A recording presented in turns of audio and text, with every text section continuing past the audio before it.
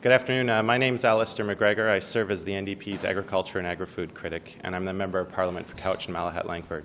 For the last number of months, Canadian families have been making extremely difficult choices at the grocery stores. Week in, week out, they've seen the price of food go up, and meanwhile, we know from the publicly available records that the net profits of the large grocery chains are also going up.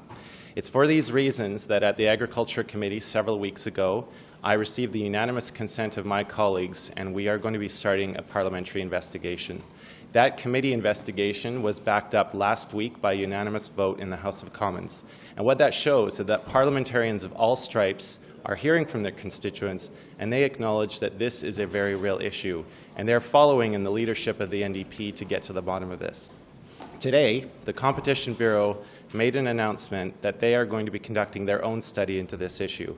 I, for one, welcome that, and I'm looking for ways in which my parliamentary committee can complement the Bureau's work so that we can work hand in glove to get to the bottom of this issue and get the answers that Canadians deserve. With that, I'm going to turn the microphone over to my colleague Alexandre Boulris for comments in French. Thank you. Merci beaucoup, Alistair. Bonjour tout le monde. Alexandre Boulris, député de Rosemont-la-Petite-Patrie. Écoutez, tous les jours dans nos bureaux, on entend parler d'histoires de gens qui ont de la difficulté à joindre les deux bouts. Les gens en arrachent, les gens ont de la difficulté à payer leur épicerie. Puis on s'est rendu compte dans les dernières semaines que, en fait, l'inflation générale augmente, mais les prix à la consommation pour les aliments, pour la nourriture, pour l'épicerie augmentent encore plus vite. Et on veut comprendre pourquoi. Alors, on est très fiers au NPD d'avoir fait bouger les choses, de faire bouger les choses ici au Parlement. Il va y avoir une étude qui va être faite par le Comité permanent de l'agriculture, au siège mon collègue M. McGregor. On a adopté une motion la semaine dernière qui a été présentée par le NPD. Et dans cette motion-là, on demandait qu'il y ait une étude également du Bureau de la concurrence pour faire la lumière sur la situation actuelle dans nos grandes chaînes d'alimentation.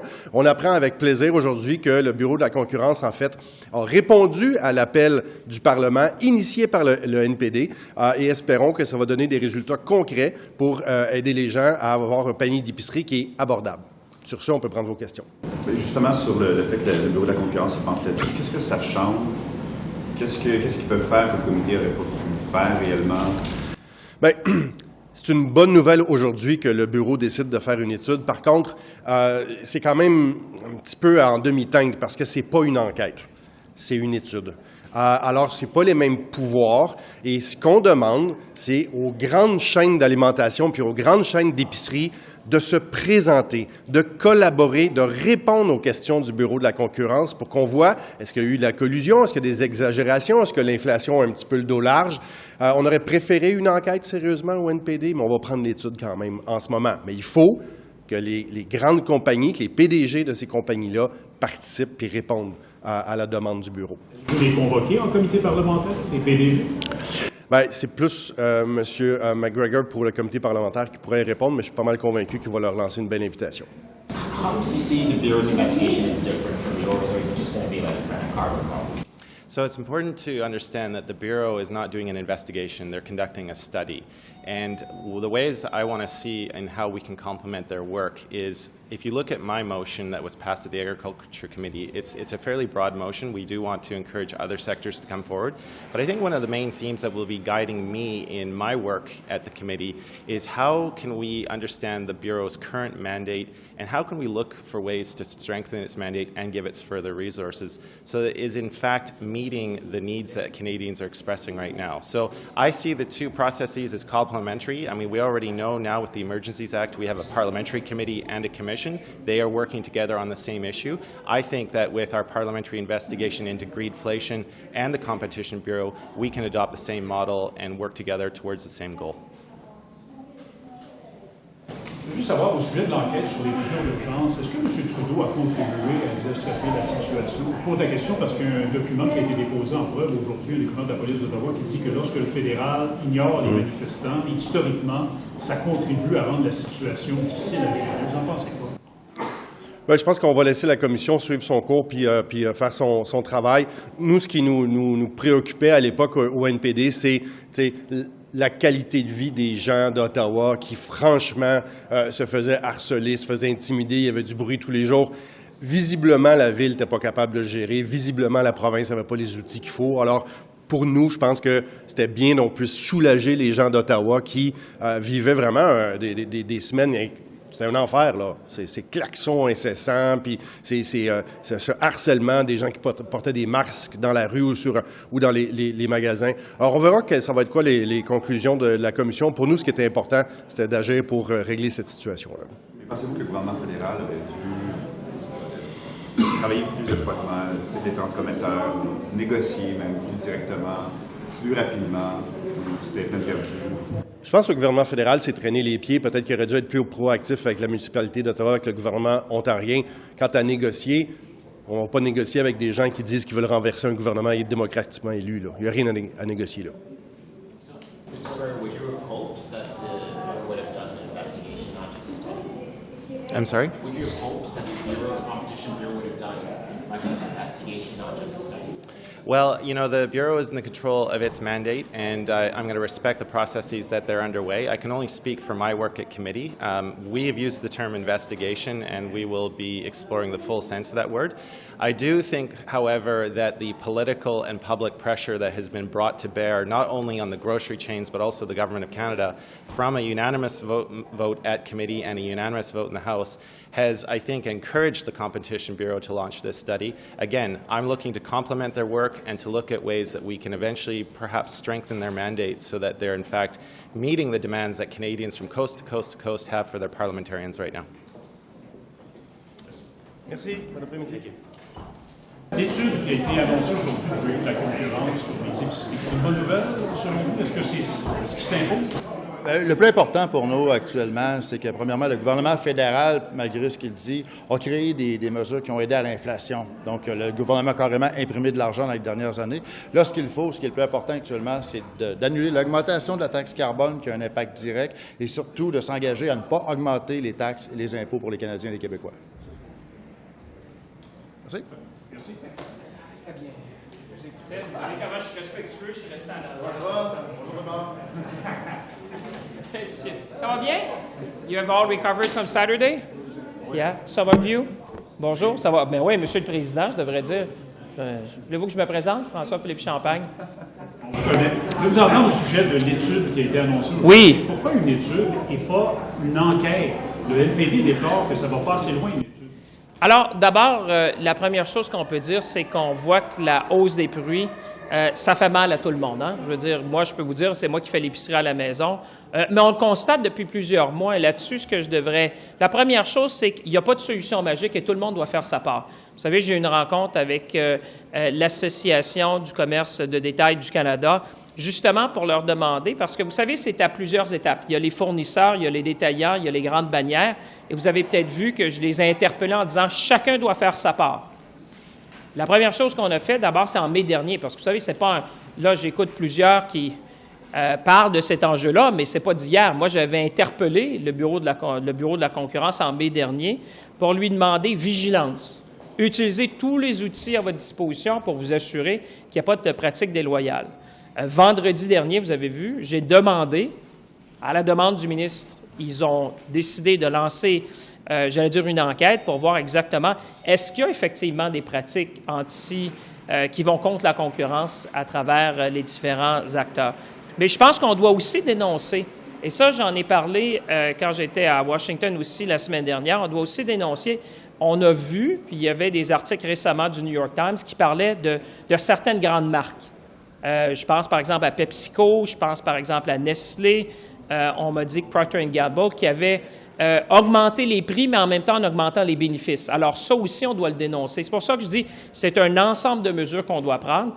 On sait que l'augmentation des prix, ça fait mal aux familles à travers le pays. Moi, je suis en mode solution depuis des mois. C'est pour ça que, comme je vous dis, non seulement on a interpellé le Bureau de la concurrence, je dénonce les pratiques de certaines compagnies. On a demandé vendredi dernier de lancer une enquête plus formelle sur les différentes pratiques. Et évidemment, bien, je salue le travail qui sera fait dans le comité parce que si vous avez entendu durant le week-end, il y avait une entrevue intéressante avec M. Charlebois, différents intervenants du secteur, qui parlaient justement de la complexité quand on parle des marges, quand on parle de l'augmentation des prix. Mais le message que je lance à tout le monde, et vous savez, quand l'Oblast a annoncé son initiative, j'avais parlé au PDG. parce que j'avais vu ce qui se passait en Europe. Je les avais incités à regarder comment on peut faire pour aider les Canadiens à travers le pays. Et je pense que toutes ces mesures-là vont nous aider à rendre ça plus facile pour les consommateurs à travers le pays. Mais justement, donc vous avez décrit qu'il y avait peut-être un problème, vous avez parlé de PepsiCo, vous avez parlé de la complexité de la chose. Alors pourquoi pas une enquête au lieu d'une étude?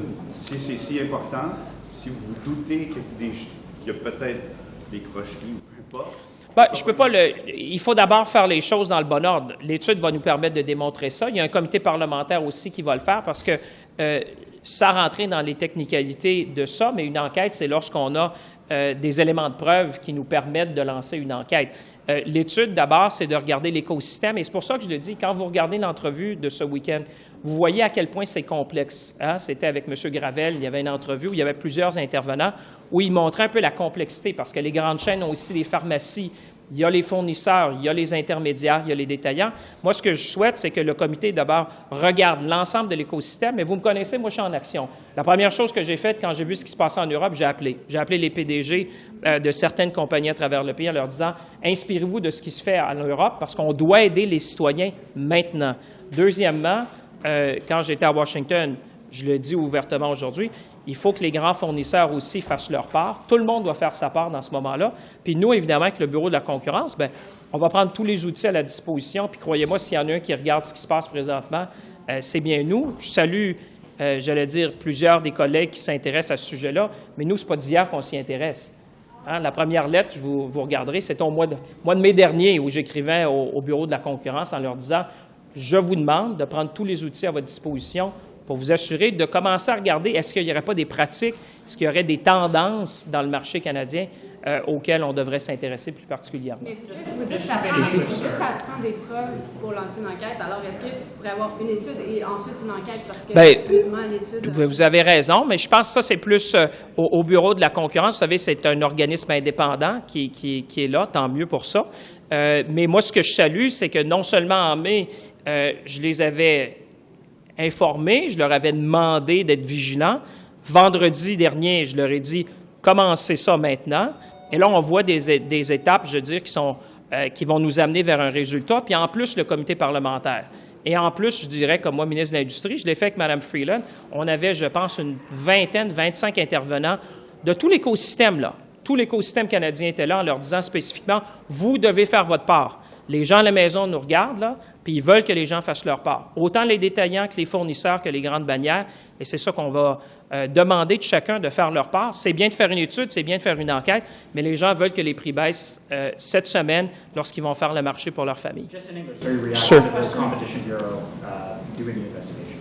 Yeah, well, I was saying this is a welcome step. You probably remember that I seized the Competition Bureau back in May to say use all the tools at your disposal to look at what's going on in the market. Last Friday, I asked them very specifically to start taking immediate action because we're seeing what's going on now in the market. In addition, when I was south of the border, I also started questioning. I saw an article in the New York Times which was mentioning a number of large companies, whether it's Procter & Gamble, I think there was PepsiCo, there was Nestle, which seems to have increased the price and announced additional profits. And my message to everyone in the ecosystem, and Minister Freeland and I hosted the Canadian Retail Council, so we had everyone around the table and say, each and every one of you needs to do your part. It's good to do a study, it's good to do eventually an investigation, but you know what Canadians want is to start seeing results now. It's a complex ecosystem. There's different companies which are involved in that. One thing that they need to know is that we're watching very carefully, but also I think that we demand that they're looking at what they can do to help consumer now, because that's what Canadians expect from them. What action are you prepared to take?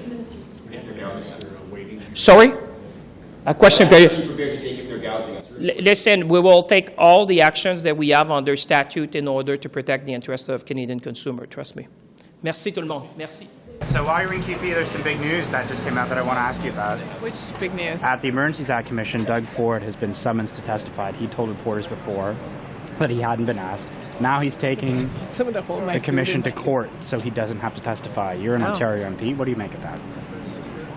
Well, geez, all I can say is that we need, obviously, the commission to have the full breadth of the ability to do the job, right? The commission, having a commission is part of the Emergencies Act, and it's built into the law so that there's an opportunity to review the use of the Act and to have recommendations made to the government for potentially future uses of the Act, determination of what worked well, what didn't work well, and I think obviously the Commission will have to do its important work of ensuring that they have the information they need to be able to provide that advice for future governments. Do you think it can get to the bottom of what needs to be done if they don't hear from either Doug Ford or Sylvia Jones? Listen, I think the Commissioner will hopefully have all the tools that he needs in order to be able to get to the bottom of the, to be able to do a fulsome job, as I said. And I think it's important to all Canadians that we have a full review of the use of the Act. It is a piece of legislation, as you know, that's extremely rare in its use, and it was created precisely to give governments additional tools in extraordinary circumstances. And I think the government fully wants to know how to ensure that the Act is in a state that it will be the most useful to future governments. Thank you very much. I think it's good for the Premier to be here to give his side of the story, to let Canadians know what took place in the walls of Queen's Park, and so we'll see what happens. What do you think it says about Premier Ford that he is taking the Commission to court to not have to testify in this situation? I haven't heard that part of. I don't know anything about that particular piece, but I do think it's good for the Premier to be here to testify and to get his side of the story out. Can the Commission get to the bottom of the issues that they don't hear from either Sylvia Jones or Doug Ford? Yeah, I think it's important to have the Premier and the Attorney General here to really give their side of the story. They played an important role in the convoy protest, just the entire timeline, and I think it's going to be important for them to come to Ottawa to let Ontarians and Canadians know exactly what happened at Queen's Park. What do you make of the fact that he's been seemingly so reluctant to do that, though? That he doesn't want to talk about this, that he ignored the Commission's request to talk about it? What do you make of that? Well, I think if you look at the history of the Doug Ford government, there's been a lot of different pieces that have been kept out of the public, and I think it's important for other levels of government, other committees, other jurisdictions, like through courts, to get to the bottom of these types of questions. And since we have you, are you going to run for leadership with the Ontario Liberal Party? We'll see. It's the party hasn't figured out exactly what the rules are, what the timeline's going to be, and I'll never say never. It's something I've always committed to, just supporting Ontario, and as a former member of provincial parliament, it's something I've always been interested in. So we'll see when the time comes. Thanks. Thank you.